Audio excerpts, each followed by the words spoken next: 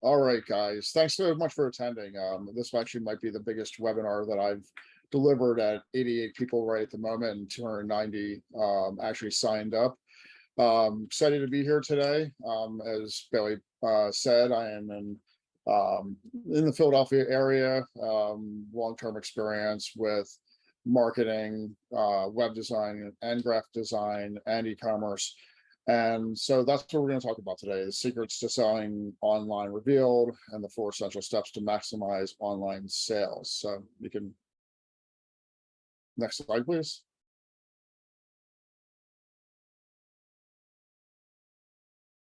Okay, so the problem that we're running into today is that when people visit your e-commerce store, you want them to fill up their carts and spend lots of cash, right?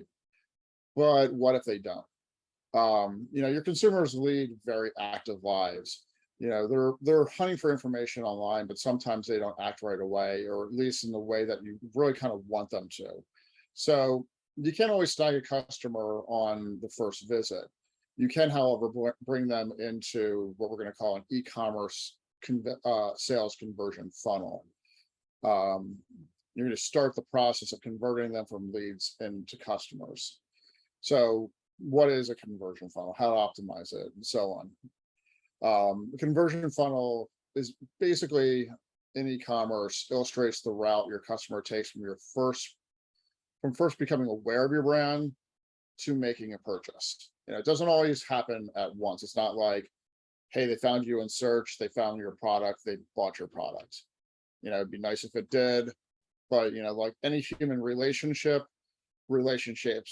can sometimes take time, and sometimes it can go through steps of having to become familiar with your brand and become aware of their own problems and your solution before they are willing to pull out their credit card and click that purchase button. So one of these and actually, can we get the next slide? I don't want to go too far ahead before we actually have I think I'm already starting to talk about that. So it's going to include customer retention, upselling, cross-selling, and subscription-based models. So if you don't know what your funnel looks like, you can't optimize for each step. When you optimize for each step on what we're going to just about to talk about, then the step after becomes much more possible and easier. So in this case, when you're optimizing for attention at the top of your funnel, it's going to become easier to interest them. If you optimize for interest, it's going to be easier for the desire step, and then finally the action step, which is when they actually make the purchase. By knowing which areas impact conversions, and I'll try that again. By knowing which areas impact conversions the most, lets you hone in into those areas and optimize your funnels. So you go to the next one. So your step 1 is awareness. I'm just going to let you guys read on your own. I'm just going to riff over top of this. So in this stage, customers become familiar with your brand and your offer. This can be things like your free blog content, your social media postings, anything that initially gets their attention is what can, at this stage, be considered attention. Okay, next slide, please. And then from there, we go to interest. Yeah, interest is kind of, it's the difference between interest and attention is that interest just gets their attention just gets them to look at you. But at the stage of interest, you're basically turning a look into a stare. So now that you've set the hook, you can't let your audience escape. So you want to continue to provide them with entertainment and educational value, so they remain interested in your products. This can include things like social media, creating more useful content on your blog, engaging your audience through email marketing, and posting videos on YouTube. Next slide. Then we get into where people start, what you want. You want them to start to desire. So when you have your audience's interest, you want to create desire. You want to talk about your product's benefits, not its features. You want prospective customers to want the same great results. You want to build in strategic call to actions. So instead of focusing on what you offer, tell the reader how he or she will benefit, and create fear of missing out. And just to kind of shoot back to that calls to action as an example of that, imagine your headline says, grab an XYZ backpack for extra storage for your belongings and ergonomic straps that reduce back pain. Like that is not just a call to action, but it's a call to action that actually has the benefits built right into it. Because who could say no to that? All right. Then your next slide, please. Okay, and this is where what you really want. This is where you close the sale. This is your action step. You want your prospective customers to add the product to their shopping carts, put in their payment information, and click the buy now button.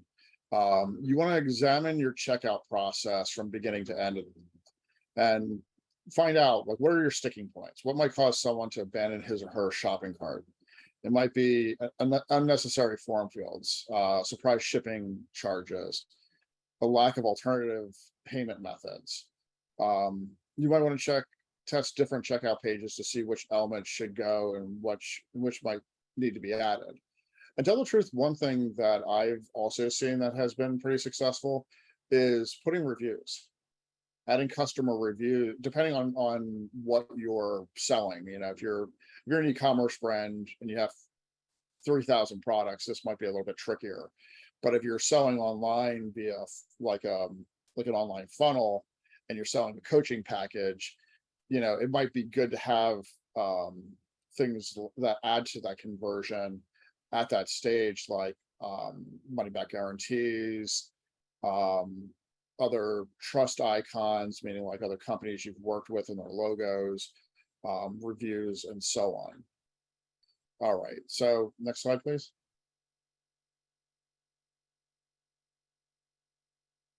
So we're going to now take a look at how to build an optimized e-commerce conversion funnel.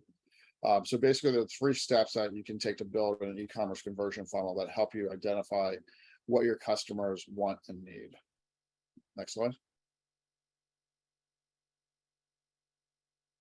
So first, you want to identify your customer journey. Actually, I would even say a step before this, like a step 0 is identify your dream customer. Like, who is the person who's going to spend the most money with you? What is their characteristics?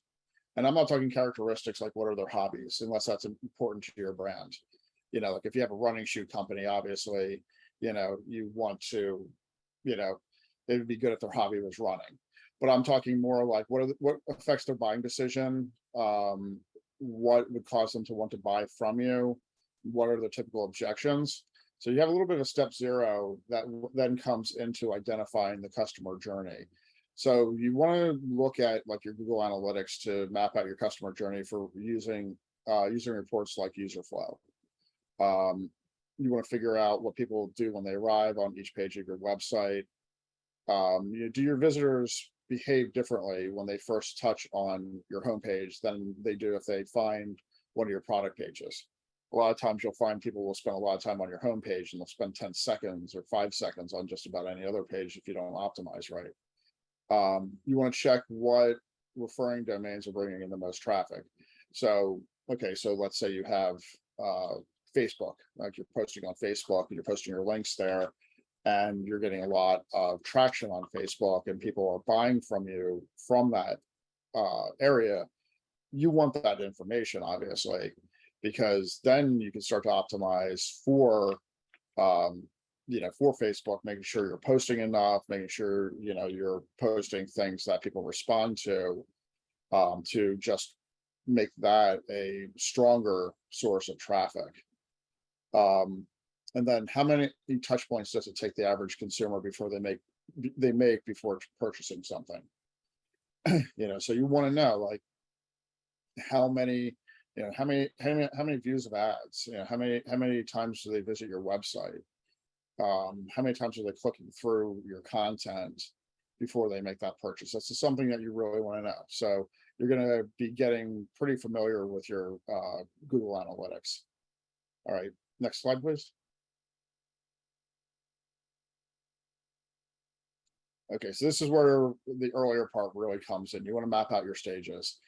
So using the 4 stages outlined before, which is again, attention, interest, desire, action, create a plan for ushering your consumers through your sales funnel.